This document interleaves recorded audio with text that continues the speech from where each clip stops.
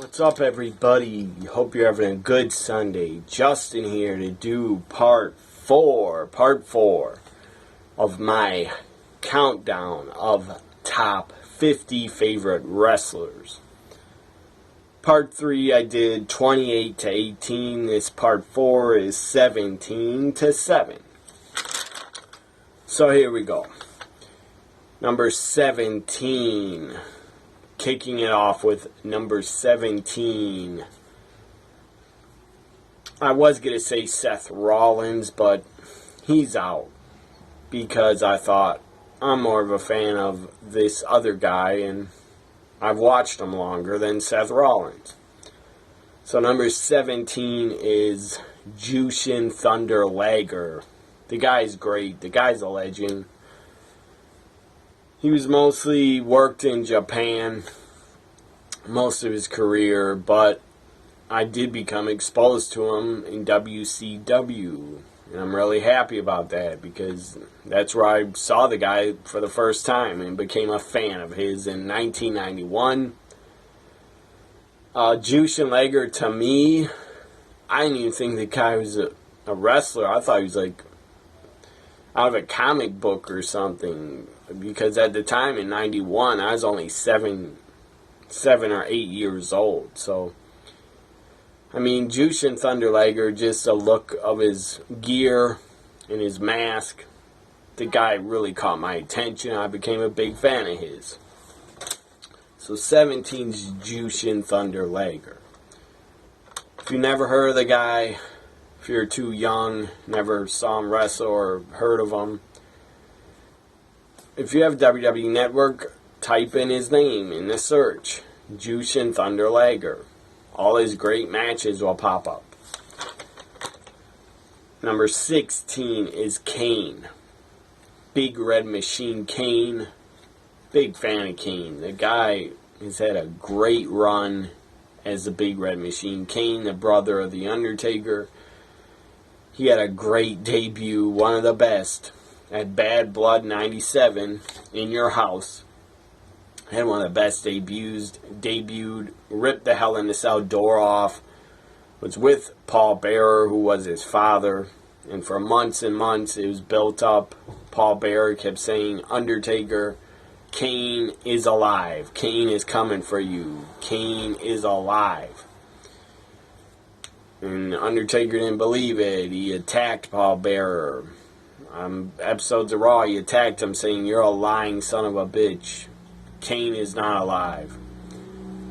And then Paul Bearer was getting beat up and he was still demanding Kane is alive. He's not dead. So Kane, the guy has had a great run. Hell of a run. And if Kane is done for good, because the guy's running for, he's in politics now. I believe he's running for mayor, I think. I think it's mayor or Senate.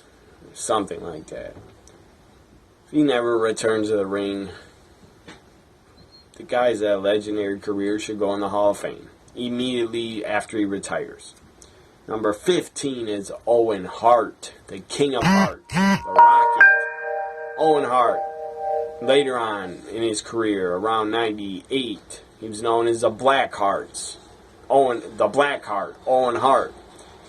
94 King of the Ring winner. Before that, he debuted in the WWF in 89 as a Blue Blazer.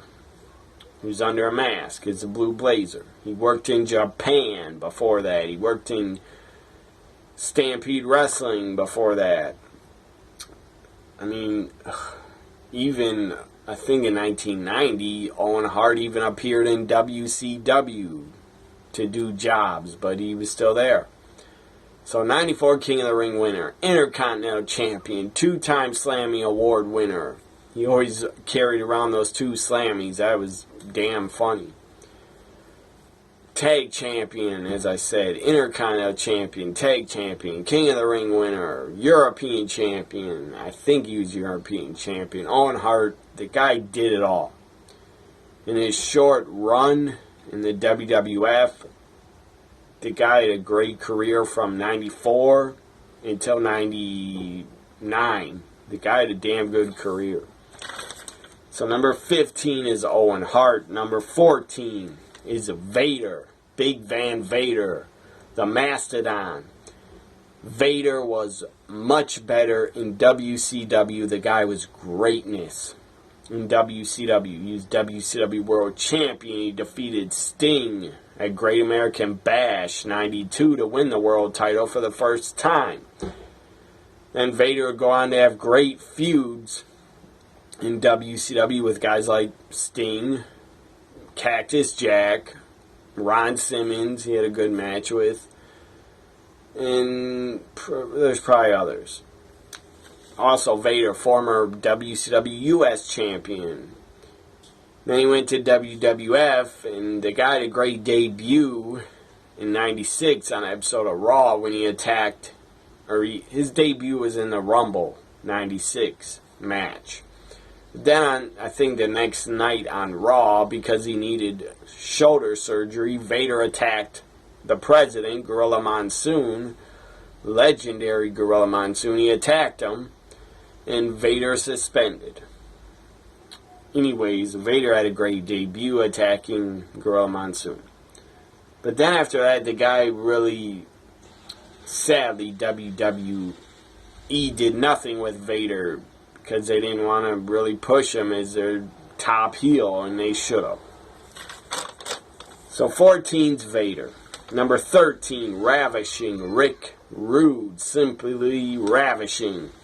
So he'd say before his matches, he'd get on the mic, what I'd like to have right now is for all you fat, out of shape, inner city sweat hogs, or something like that. Keep the noise down while I take my robe off and show all the ladies what a real man is supposed to look like. Something like that, he'd say.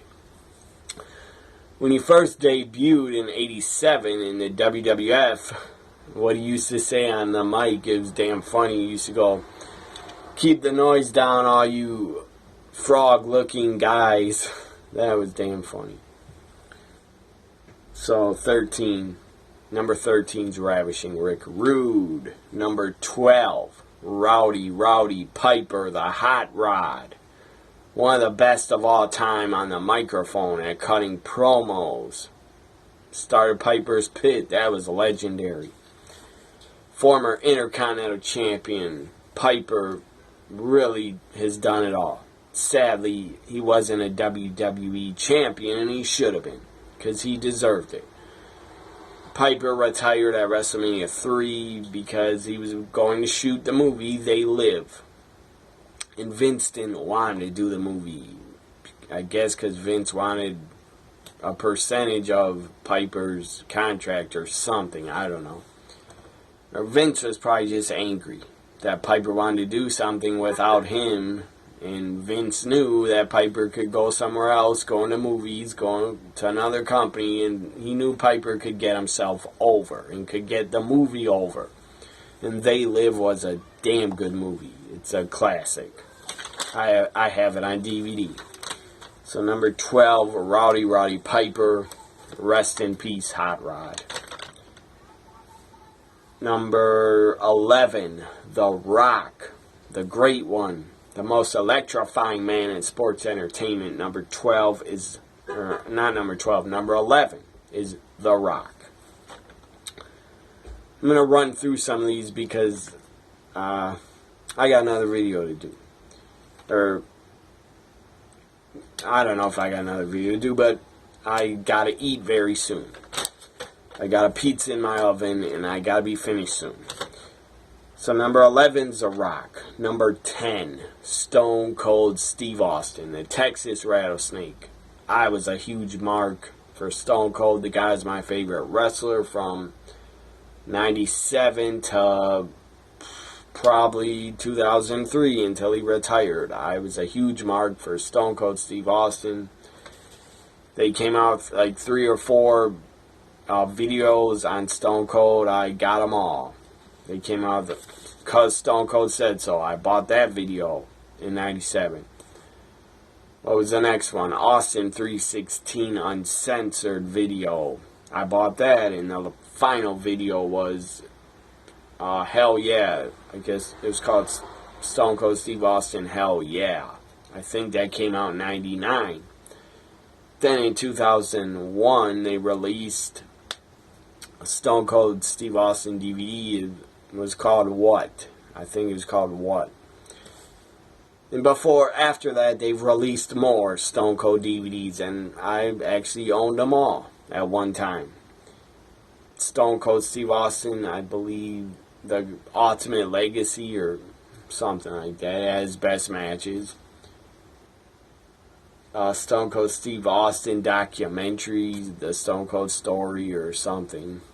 That's on the network. I've seen that many times. I mean, so many Stone Cold merchandise and videos. I bought them all because I was a mark for the guy. Stone Cold, one of the best of all time, one of the biggest stars of all time. Stone Cold, his feud with The Rock, legendary. His feud with Mr. McMahon, even more legendary. So number 10 was Stone Cold Steve Austin. Number 9, Eddie Guerrero. See this poster right there? I got it, Eddie. Let me see if I can move this up so maybe you can see it. So there it is. Obviously, if you've seen my videos before, you've probably seen that poster. Eddie Guerrero poster. So Eddie's over my head. The guy's always looking and watching over me. Hopefully the guy's up in heaven. Because Eddie brought many of his fans so many great moments, so many great memories he had in the WWE that will last forever. The guy won the WWE Championship from Brock at No Way Out, 2004. That was such a great moment. I was emotional. After that match, I got emotional because I was so happy Eddie was champion. And I didn't think Eddie was going to defeat Brock. To be honest, I didn't think Eddie had a chance. But Brock wanted to leave, so obviously they were going to give the title to Eddie because Brock wanted to leave very soon. So Eddie did great things with Chavo Guerrero in WCW. He did great things in WCW as a Cruiserweight Champion. He did great things with Chavo as Los Guerreros in WWE. They were a great team. Had a great feud with Chavo in WWE. Great feud with Rey Mysterio. Great feud with Kurt Angle. John Cena. I mean, Eddie Guerrero, the guy had great matches with everybody. Everybody stepped in the ring with. He had great matches, 5-star matches. On an episode of Raw in 2002, just off the top of my head, I'm thinking of Eddie Guerrero's great matches. The guy had a great ladder match with RVD on Raw in 2002 for the Intercontinental title. Those two guys worked great together. Eddie and RVD had great matches. Another match I just had in my head, but now I forgot it. Oh yeah, Eddie DiMalenko in ECW in 95. They had a great series of matches. A Malenko Guerrero Classic. That was great. Eddie against JBL, Judgment Day 2004. That was fantastic. Eddie bled so much. My God, he bled a lot. He wouldn't stop bleeding. It was unreal how much he bled, and he kept fighting. He kept fighting back and beating up JBL. It was great. I miss Eddie. Rest in peace, Eddie Guerrero. Eddie Guerrero's number 9. Now 2 more names left. Number 8 and 7. To this part 4. Part 5 I'll do sometime this week, this coming week, probably on Tuesday or Wednesday. So number 8 would be AJ Styles, a phenomenal one. You don't want none. The face that runs a place. The guy that carried SmackDown Live last year. And he's carrying it this year a lot because the guy's the new U.S. champion. What can I say about AJ Styles? I own AJ Styles TNA DVD. I own a Ring of Honor Best of AJ Styles DVD. I'm a huge fan of AJ Styles. Huge mark for him. AJ's definitely, since I first saw the guy in 2001 in NWA Wildside, then in World Wrestling All-Stars on a pay-per-view of theirs in 2001. He was even in the XWF. He's on their DVD I have.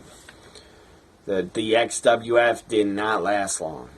They just taped a whole bunch of episodes at, I think, Universal Studios, and then they never really went anywhere as a company. I believe they were run by Jimmy Hart, I think started them. Jimmy Hart, Brian Knobbs, Hulk Hogan.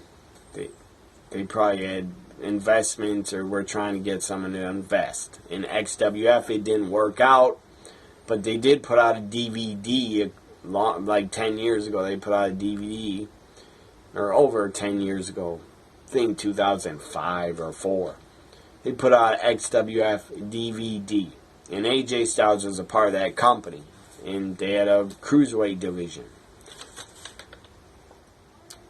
So XWF had a pretty good cruiserweight division. They had Kid Cash, they had AJ, they had Christopher Daniels, I think Psychosis, and maybe a few, Juventud, Guerrero, and maybe a few others. But then AJ went to NWA TNA, and the guy became a huge star. The guy was NWA World Champion 3 or 4 times. The guy's a TNA World Champion. The guy did it all.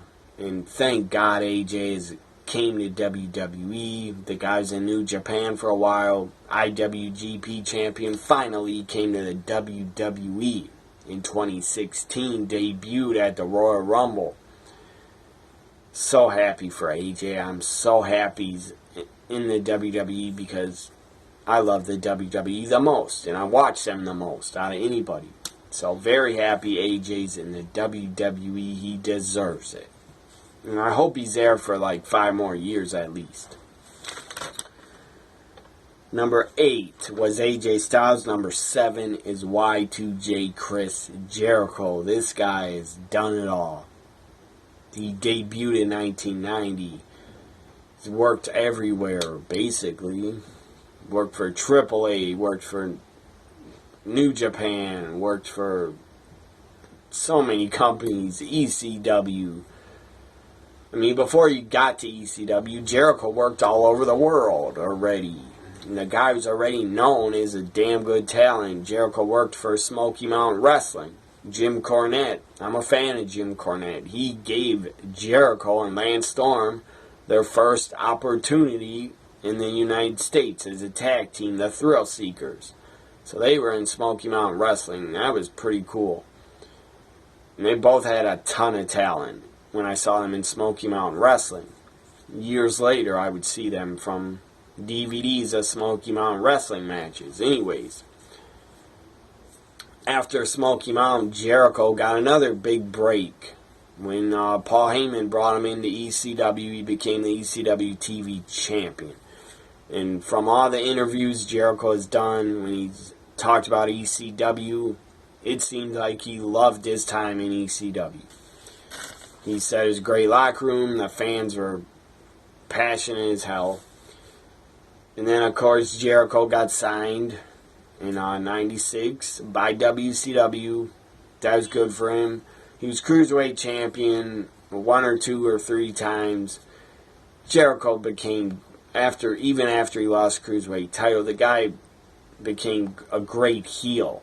And he came out on Monday Night Jericho shirts instead of Monday Night Nitro, Monday Night Jericho. So Jericho, every company he's been in, the guy has succeeded. Smoky Mountain, ECW, WCW. Jericho got really over with the Jerichoholics and all that stuff. He had Ralphus as his bodyguard. That was damn funny. Ralphus, by the way, the guy worked on the Ring Crew. I don't even know if he's still alive. I hope he's still alive. Anyways, Jericho got over everywhere. Then finally in 99, he really got his big break. And he'd become even a bigger star. Jericho debuted on Raw in August '99. Who could forget that? And who could forget his debut, the countdown clock, the countdown to the millennium, the Millennium Man. It was the countdown, and then the countdown expired. On the episode of Raw from Chicago in August '99, Rock was in the ring. Lights go out. Explosion goes off. The countdown clock goes to 0, and who's on the stage like this is Chris Jericho making his WWE debut. That was epic. One of the greatest debuts of all time is Jericho going to WWF in '99. That was one of the best debuts I've ever seen in wrestling. There's a few others. Anyways, number 7's Y2J Chris Jericho. Then the guy returned in 2016, and look what he did. He reinvented himself again. The guy was so great. He came up with the list of Jericho. I think that was just like a goof. That was just probably to make the boys laugh in the back. The list of Jericho, putting people on it, but it got over. It got over big time. The fans loved it. I hope we don't see the last of Chris Jericho in the WWE because the guy's damn entertaining. Came up with the list of Jericho. Came up with the Drink It In, man. Came up with so much great stuff. Had a great run with Kevin Owens as his best friend. That was great stuff.